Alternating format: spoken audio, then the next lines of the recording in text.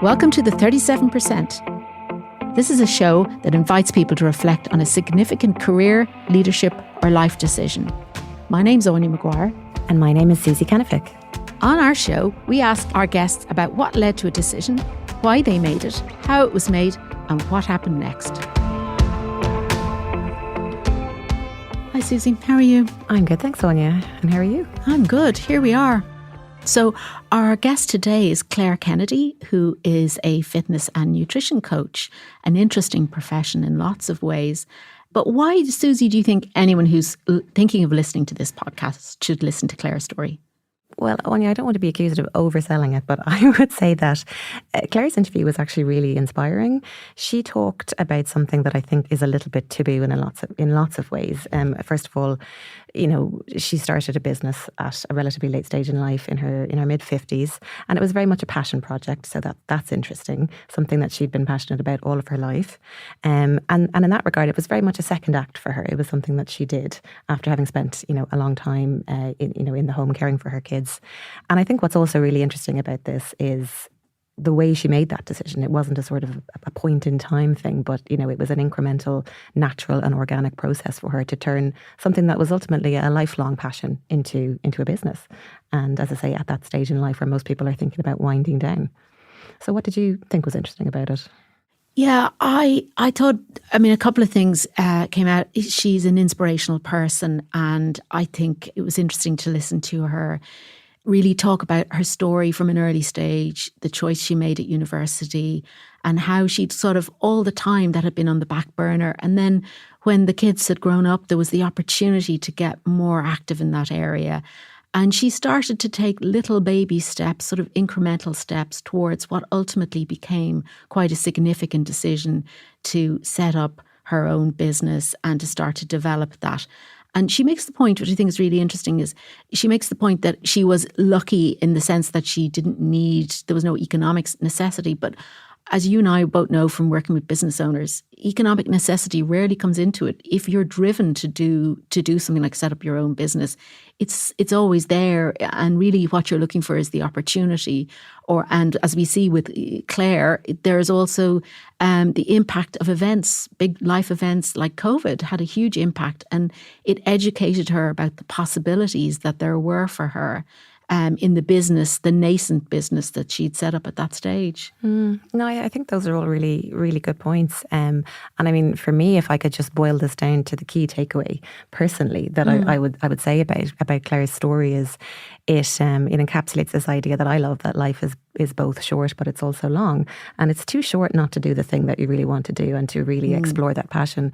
But also it's long enough to be able to take your time and be patient in achieving your goals and your dreams ultimately. So I think that's a nice lesson for all of us. So let's go to Clare now. Let's hear what she has to say. Clare Kennedy runs a fitness and nutrition business. She specialises in training clients in their 50s and upwards and providing nutritional and fitness advice with a focus on health and longevity.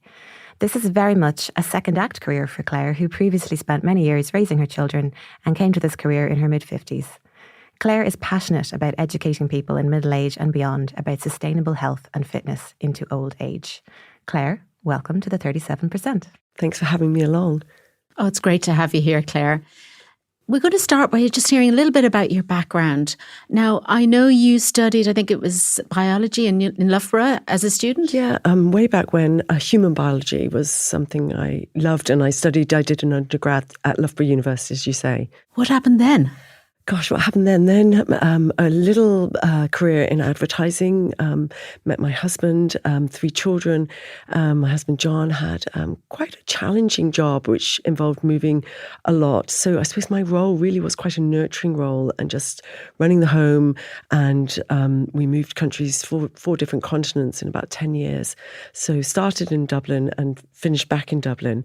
But it meant I didn't really have a look-in on a career or even wanted to. I was very happy doing what I was doing. I suppose I'm quite a nurturing person. So being home with the kids was what I wanted to do at that time. But now I'm running a small business. So I sort of sometimes wonder, how on earth did that happen? And I suppose it really came out of just a passion to get a message across, which I feel isn't really out there. So I just had this desire, and I thought I'm late to the game, but why wouldn't I give it socks and try and get it out there? So, okay, so you did your nurturing, and possibly what you're doing now has a link with the nurturing. We'll hear a bit more about that. But tell us, it sounds like you got to your middle age and your career as a mother was coming to a certain stage. Yes. What happened then? What was your thinking? Well, I suppose, fear of failure, lots of things. But I suppose the linch point was a friend of mine was doing a personal training course at University College Dublin. And I thought, God, that sounds interesting. I could give it a go. And I really went into that saying, I'm just doing it out of pure interest. I'd just love to learn more. It wasn't committing to anything. Loved it. Still not ready to do anything with it, but also felt I had a big gap in my nutrition knowledge. So then went on and did further studies and became a certified nutritionist. Now I had really no excuse not to use this knowledge. Still tiptoeing around, and I started working with a few personal training clients in a local gym. Absolutely enjoyed that tremendously.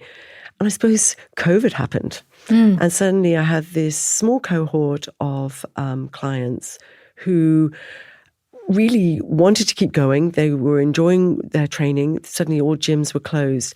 And so I started doing on Zoom online personal training classes. It was really basically to a group, a personal training session to keep people going.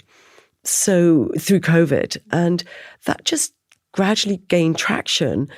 And I realized it was such a good tool for people to do strength training and resistance training, which is so important to us as we age and future-proof ourselves, and has such a positive impact on our well-being going forward. And I suppose the bottom line for me was it meant I could reach a lot more people. So fast forward a few years, I've now got a gym in the house where we live, and I see personal training clients all day long during the week, but I can only reach a certain amount. But the online classes allow me to reach so many more people. And also they are available as an on-demand recorded product as well. So you could do it in your own time. It's almost like having your own personal trainer at your beck and call in your back pocket. I mean, you talked there about the decision that you made, and you describe it as the linchpin, and also how you went back to education and the start of the business. But I'm interested to know, I suppose, what role fitness and nutrition played in your life up to that point. I mean, how important was it to you as just a philosophy in your own life?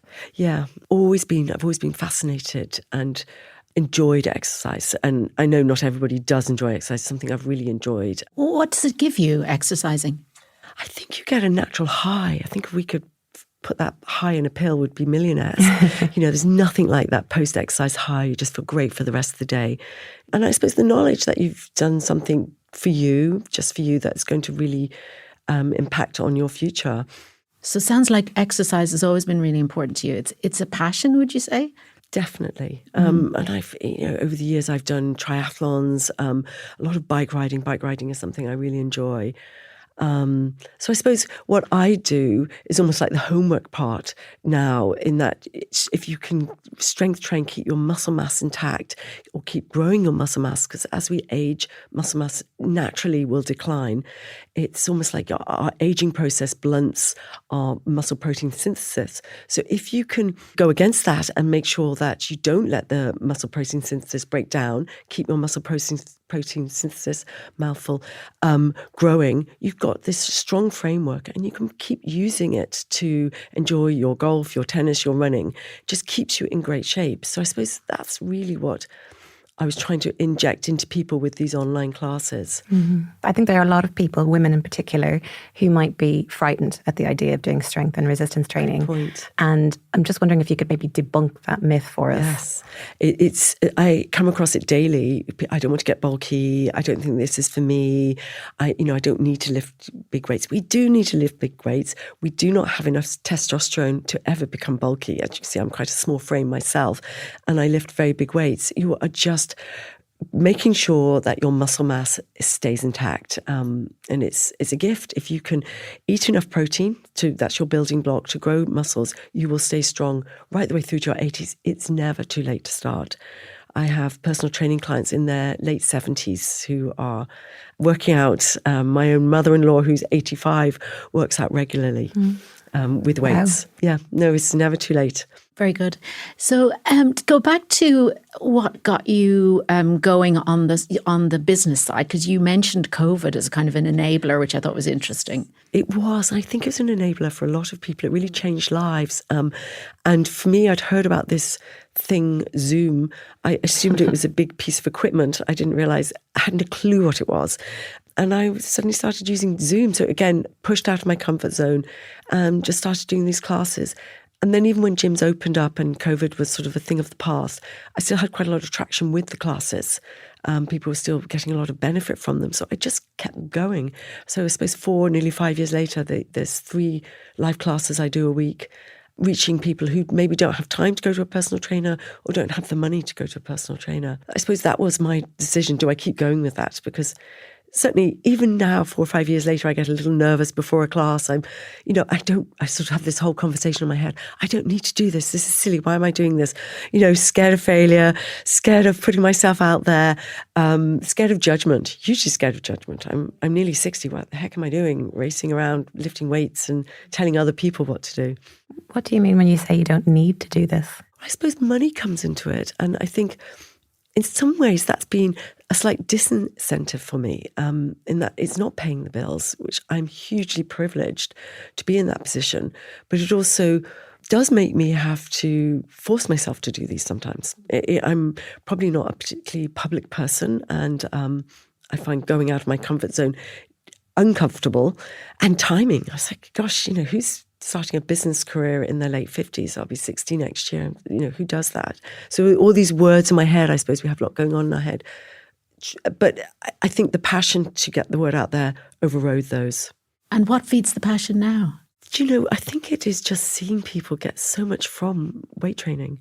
I have just, especially around Christmas, I got so many lovely notes and messages about differences it had made, from, say, posture to helping people with injury, to keeping somebody in their golf game. I had a hilarious story where somebody was playing golf with her son, and she was hitting the ball so much harder than her son, and he just couldn't believe it. And she was just so thrilled.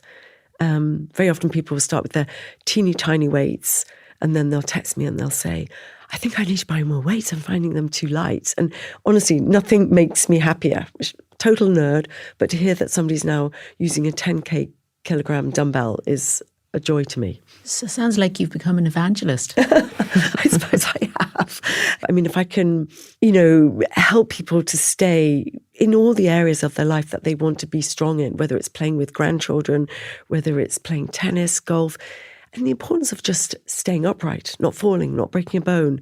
And I suppose that leads down another path of why resistance training is so important. The tension of the muscles on the bone increases your bone density. That keeps you away from things like osteopenia, osteoporosis, strengthens your joints. It strengthens the tendons that support your joints. So I suppose the term I've used already is future-proofing, but you really are. You talked a little bit there about fear of failure, and that's something Susie and I hear a lot about. So I'd love to hear how you deal with that, and maybe to start by telling us, what does it feel like to have fear of failure, and then how is it that you battle through that every day? Yeah, I don't know. I suppose like everybody, I have conversations in my head. Some days are better days than others. But definitely the reward process. I mean, I find it hugely positive what I do. Seeing somebody come in not really wanting to work out and then having a great session and they bounce out and they feel great. I get an automatic high from that. It really gives me pleasure. So I love what I do. I suppose that helps. Yeah, and I think we are going to talk a lot about decision making, and I think that inherent in that there's often a tension between the fear of failure and getting it wrong, but also the reward that comes at the end. And I suppose that's the inherent motivation in doing that. And I suppose I'm curious about your view on this, but do you think that fear is necessary? Gosh, I think it is. Mm-hmm. I think it is. And I feel I have grown so much. Where I could have stayed, the kids were reared, we were a comfortable, happy relationship, we could travel, we could do all sorts of things. And I'm so glad I have stayed doing this, because I feel I've got more confident in myself, which seems mad in my late 50s. I'm still slightly technically savvy, not very, but much more than I would have been. I was relying on my kids tremendously, and suddenly they're gone. So I have to figure out why the Zoom isn't working or why I haven't got Wi-Fi, which has been great for me as somebody that would avoid that at all costs. And also I feel I'm less judgmental about people now. I see such an array of people through my week that it makes you, I think, see things from a more sunnier perspective, and you realise what issues and constraints people have, and you feel lucky, therefore, for what you have. Do you think running a business is keeping you young? Is it part of your rejuvenation? Yes, I think it does. I think it keeps you in a world that is real. You could sink into maybe an environment which is all very safe and cosseted and cotton wool, but you know, people who, you hear stories, you hear about everybody's lives.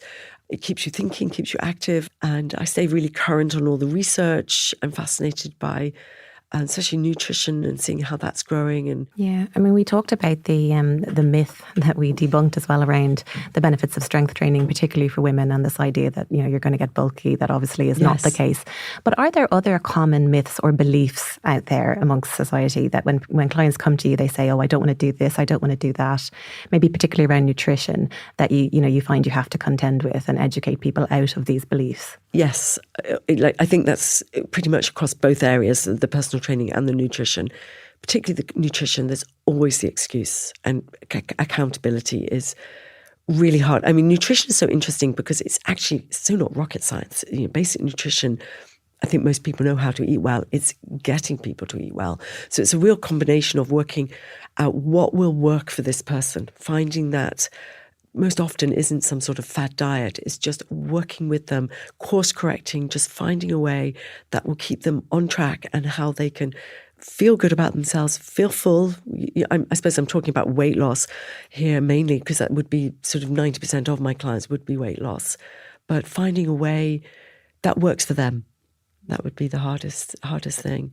Being an accountability partner effectively for people. Being their coach, their supporter. I think positivity in their life is really important. Sometimes I've had clients whose doctor has said, you're on the verge of osteoporosis, you really need to do resistance training. They leave the surgery thinking, what the hell is resistance training? How do I do it? And it isn't that straightforward. You do need to have somebody who knows what they're doing, and you do need to be coached through it. And what I often find is after a few sessions, people really start to enjoy it.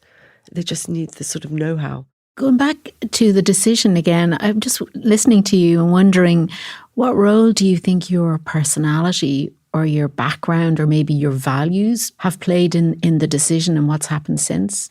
Yeah, gosh, I suppose my personality, I suppose if you ask my kids, they moan like mad and say I'm always a fixer. And I suppose that must have been what drove me to see this. And then it was, I suppose, personality-wise, I love contacting and connecting with people, and I felt I had this knowledge that I just wanted to give over to people, just to, let people know this. You don't have to accept sliding into old age. You can go in kicking and screaming and have a really good old age, and it's not that hard. And you can start at any point.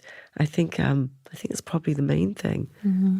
I mean, you mentioned feedback from your kids there, and I'm curious to what extent the skills or the experience that you had in your home life, raising your children, and also in your career in advertising, have you brought some of those skills with you into this new business venture? I'd say definitely. I think having kids is very humbling. You always think you're going to get them to eat bowls of broccoli. And I'd say I've got 3 amazing daughters, they're all in their late 20s. And we've had all sorts. It's things that I never thought would be possible in our lifetime. So yes, they have brought a lot to the table. And well, it sounds like they were part of your training for the path you took. Very much so. They were very, yeah. Yeah. Listening to you, it feels like after you'd sort of finished the main focus of bringing them up, you sort of redeployed that learning into this business that you have now. And I'm wondering, what do you think you've learned as a business owner in the last number of years? Yeah, it did actually. You're right. And I suppose a lot of it was that the kids were, I felt I had more to give. But what I learned from being a business owner, it's not easy.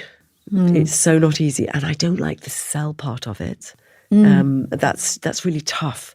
For me anyway. I think some people are born natural sellers, and that wouldn't be my way. And I've never advertised it. It's all been word of mouth. But there are quiet times, and you question yourself, and again, that fear of failure, and why am I doing this, and who do I think I am, again, hits home. But I've been incredibly lucky. It's always been a relatively busy business, and just this year, I've taken on 2 more people. There's more live classes. I don't work Fridays, so there's somebody working in my gym with personal training clients on Friday, which has just been great and lovely to have somebody to work with. I think I miss that. And maybe that's one of the learnings. Being a single business owner is hard. There'll be times when I'd love to just have a moan with somebody who really understands, and there's nobody really there. And decision making, it'd be lovely to bounce ideas off people. And I've pretty much made those decisions myself going forward over the years. Well, as this is a podcast about decision making, yes, maybe tell us a little bit about how you make decisions now in the business. Well, actually, so there was a funny thing that happened in my life in that my husband retired, and then we had 6 months of lovely retirement. Luckily, I didn't retire. I carried on working, and then he went back to his full-time job. So I know that he's going to be gone and working a lot again. So I decided that this was my year, and I was going to really try and shout from the rafters. So I suppose that was my decision. I'm going to give it socks this year. What have I got to lose? And in that, my twin sister, who's a marketing consultant, was looking for a bit more work. And so she has done my classes. She lives in London and is a big fan. So she came on board. So I finally have somebody I can chat to about the business, moan to about the business, and have sort of the best backer you could ask for in a sister. So that's been a lot of fun. So that's shared the decision-making process a bit and helped and actually pushed me more. I think it's really got me moving more. She sort of pushes sort of a boot up my bum and you can do this and go and do this. And how important are other people's views when it comes to your decision-making process? They're important. I'd like to think I would listen. Mm-hmm. I wouldn't sort of feel I had the confidence just to go straight out there and know I know best. Mm-hmm. I've pushed back on a few things. People are very quick to comment and critique. And, I've been doing it a long time now. So I sort of, when I know I know what I'm doing is right, I would be happy to say so. And what are you guided by when you have those strong instincts about something and you do push back and you're quite forthright? Yeah, it's funny, I got quite feisty this week. Just some comments on the class, and I thought, no, actually, I know this works, and you've done it once, and so I sort of came right back, and I was quite pleased that I had that sort of confidence and just no, this is as it should be. Yeah, it feels like your conviction and your self-confidence have really grown as you've gone into this. Yeah, which is a really nice feeling. It's funny because I teach people strength, but I've found sort of my inner strength, which, is strong physically, but I think I've become stronger as a person mentally at running a business and, seeing the growth of it. Wow, how amazing. What advice would you give to someone else who might be listening to this and thinking, well, I'm around the same age and what's left in me? What have I got in me? Do it. I don't know one person, I don't think I've ever had anybody come in for a training session with me one-on-one or do a class and not left feeling great. It's just the best thing. And then if you think that you are just helping yourself live better, we want our old age to be good. We're all living longer. So we want to age well. And I think strength training is the key to aging well. I'm wondering how you describe yourself now, because you talk about strength training and you're clearly a sort of an advocate or maybe even a guru. But, what would you do if you were, at a party and someone came up to you and said, who are you? What do you do? Or how do you describe yourself? Do you know, I would say I'm a business owner and I'm running this business. And it's funny, it makes me think of business dinners I would have done with my husband before I ran the business. And I remember if somebody asked me what I did, you could see them inwardly cringing when I said I stayed home with the kids. It sounded so boring and they didn't really have any. So now I feel I have a conversation to have about what I do. You have an identity. I have an identity. Outside the home. And I hadn't even thought of that, but I do. And it's the first time. It's funny to have only found my identity outside the home in my late 50s. Yeah. Nearly 60s. Yeah, I had that. I hadn't actually made that connection, but yes. And we mentioned in the intro that it is a second act, in effect. And I think Yes. for a lot of people, women in particular, who have spent a number of years in the home, the idea of going back into the workplace is very intimidating. So I suppose, what advice would you give to them in particular about starting something new at this phase in life? And mine was a windy road in going there. And I think I needed that space. Definitely doing the personal training course 10 years ago was a huge step for me. The kids were still at home and I just didn't even know if my brain would still work. I had to do essays and tests and exams and things. So I think go easy on yourself would be my advice. Don't jump in there feet first. I think I even started that personal training course saying I was only doing it for interest and to gain knowledge, and I wouldn't be doing the exams at the end of the year, which of course I did the exams at the end of the year. It was just me protecting myself from myself. So I think, don't be hard on yourself. And I think if you're really passionate about something, it's quite easy. And the curiosity is very clear as well. Just follow that and see where it goes. Follow your curiosity, yes. And I think I was really lucky with COVID because I don't think I'd ever have thought I could have given these live classes. And they're actually my workout, these live classes. So I'm doing them so people can see me and I'm talking throughout them. Because I'm terrified of people not having the right cues. I want them to do it correctly and obviously not get any injuries or anything like that. So I would never have done that if COVID hadn't have happened. Nice to hear a COVID success story. Yeah, isn't it? Yes, it's usually the other way. Isn't it? Yeah. I think there probably are a few around, but yes, for sure. I mean, literally the first few classes were in my kitchen with cans of tomatoes as my weights. And then I gradually grew more, gained more equipment. Then we built the studio. So this is going to sound like an interview question, but I'm wondering, do you have a sort of vision now that you've got your marketing consultant / twin sister on board and you've really started to grow the business? What's a vision for it? Do you know, I do have a vision, and I can't believe I do, but my vision is to have a platform that is really a community for people in their 40s, 50s, 60s and older that they can go to and look at what classes they want to do a week, whether it's yoga, strength training, Pilates, maybe mindfulness, and can buy their class, buy their on-demand recording, whatever they want. But it's a really safe place. You're going to get a very high-quality class. And it's a gathering point. There's exchange of information. There's questions can be asked. There's research, evidence put on the website. It's maybe even a shop. I could just see it being a real place that attracts like-minded people. Community, I think that's important, yeah. I think community is really important. I think as technology takes over, we get more and more out of a community, and I think people need a community to feel that they belong. And I suppose reflecting back as well on your decision that you did make, is there anything that you would do differently if you had a do-over? Gosh, I'm sure there's loads of things I would have done differently. Nothing comes to mind. I just kept going. And I know some of the early classes were disasters. I'd absolutely hate to see them played back now. But no, I can't think of it. I was just sort of blindly following my nose, really, just trying to just follow what I wanted to do. Mm-hmm. So a great decision, it sounds like. Yeah. So we always ask at the end, would you do it over again, or is it just drive on? It sounds like it's drive on. I drive for you. on, but I would do it again. I don't know if you mean do a different course. No, I feel very lucky that I randomly found myself in this position. Yeah, it is just drive on. Drive on, okay. Well, drive on that message. Don't look back. Keep going. Anyone thinking about getting in shape, no matter what age you are, drive on. Seriously, that is the main message. Mm-hmm. It's never too late. Good news. Yes. Thank you so much, Claire. Thanks for having me. Thanks, Claire. It was really great. Thank you.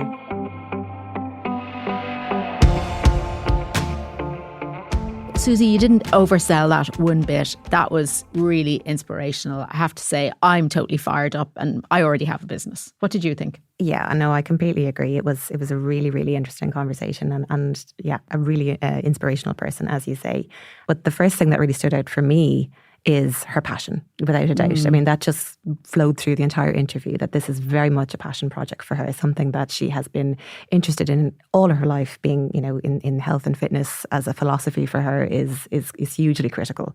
And then for her to find the opportunity at a certain point, relatively late in life, to start a business in that area, I think is just such an interesting and inspirational story. Yeah, I agree. And I suppose we would probably talk about that in the context of values, which you tend to see being really important in decision making for everybody, but particularly, and this is an interesting example of that, as you get older in life, your decisions tend to drive, or your values tend to drive your decisions much more strongly, partly because you have the opportunity, but also because you really know your values. And so often people at the end of their careers, or as they become more experienced in life, have opportunities to do things that are much more aligned with their values. That's a really good example of that. Yeah. And I also think that the passion that she described in it, which was so evident from her, it was almost like the antidote in a way to the fear and the self-doubt that she described. Totally. As not just being something that you have to contend with when you're at the beginning of a process or starting something new, that she described it as something that is ongoing, that every time she even, logs on to start a class with somebody, that she feels this sense of obligation and the need to perform and do it well. And I think that, if you're really doing something that's important to you and that you're passionate about, that's always going to be a feature. So it's not just in the initial decision making that we have to deal with fear. Fear is an ongoing thing, and I think it is very much symptomatic of something being very important to us, and something, it means we're passionate and it means we care. And I think that's a good thing. So reframing that fear as a positive thing, I think, is something that she described really well. Couldn't agree more. I mean, fear of failure is something that I think is really interesting, and we hear a lot of people talking about it. What I loved about it was just the honesty, calling it out, fear of failure, and then not bright-siding, not saying, I'm over that now, and I get out of bed every morning full of confidence, because nobody does, particularly, as you say, if you care about something. So I think that fighting the fear of failure and, feeling the fear and doing it anyway, as the phrase goes, is just so interesting. And it's a good lesson for us all to just do it. If you feel frightened of failure, it's because it matters to you. So I suppose the other thing that I really, from a decision-making point of view, thought was really interesting was how the decision momentum grew. Because it feels to me like a story that started when she went to university and which was sort of on the back burner all her life. But when the kids were grown, there was an opportunity to really exercise that. It was almost like she was drawn to it. And it's something you see with people where, we often say in coaching, it's a sign of a strength. You would do it anyway, even if you didn't get paid for it or you didn't have the sort of conscious opportunity. She seemed to be driven to that naturally. And we saw a series of incremental steps, going to a course, saying to yourself, I'm not going to do the exams. Then you are going to do the exams. Then each little step, added to the strength of her decision and the conviction she had.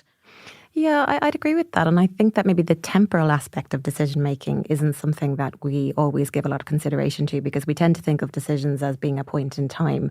And actually, in a lot of cases for people, they make very important decisions on an incremental basis where there isn't any kind of particular pressure. And I think that was very much the case for her. This was something she cared about for a long time.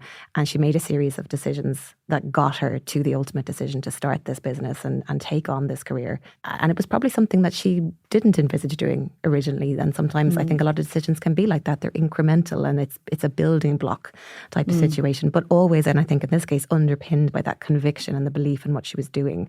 And it's that passion that sometimes leads us to make decisions more so out of a series of small decisions along the way. So I think that's something, again, for people as a lesson, is it's not always something where you just have to, make a snap decision on the spot. It's about, considering it and thinking about it and taking your time. That's really important if of course you have the luxury to do that. Yeah, and I think that was one of the learnings she had, and she wanted to say that to people, that, be easy on yourself, which I thought was a lovely message. And I think then the never too late phrase, she said it's never too late about lots of things. It's never too late to get up and start a business or do something that's important to you. But also it's never too late to actually look after yourself. And I know you've an interesting take on that. I do, because I think I referred to hers as being a kind of a second act type decision. And, increasingly as, the population gets older, we really do have to think about our longevity more so, in terms of not just health and wellness, but also about keeping our minds fresh and doing different things and experimenting. And, you don't just have a second act, maybe you get to have a third act. And I think that's just so important. I mean, my own father has started going to the gym for the first time at 72. So it's really never too late to start doing something. And we need to find ways to, to evolve and grow. And she talked about her confidence growing, and she talked about her psychological development changing because she started this new thing at a time when lots of people think, oh, it's time to start having a rest now and winding down. And that's just not the case. And I genuinely believe for people's well-being and longevity that, the idea of it never being too late and being confident and brave enough to have a second act or a third act or whatever you want, it's vital. I would say Clare Kennedy is somebody that definitely has at least a third act, if not several other ones in the bag. So look forward to seeing what happens next. And there you have it, folks. Thanks. Yeah, thanks for listening. See you next time on the 37%. Thank you for listening to the 37%. If you want to know more about us, what we do, and how we might be able to help you with a key decision you're considering, check out our website at www.persuasion.ie.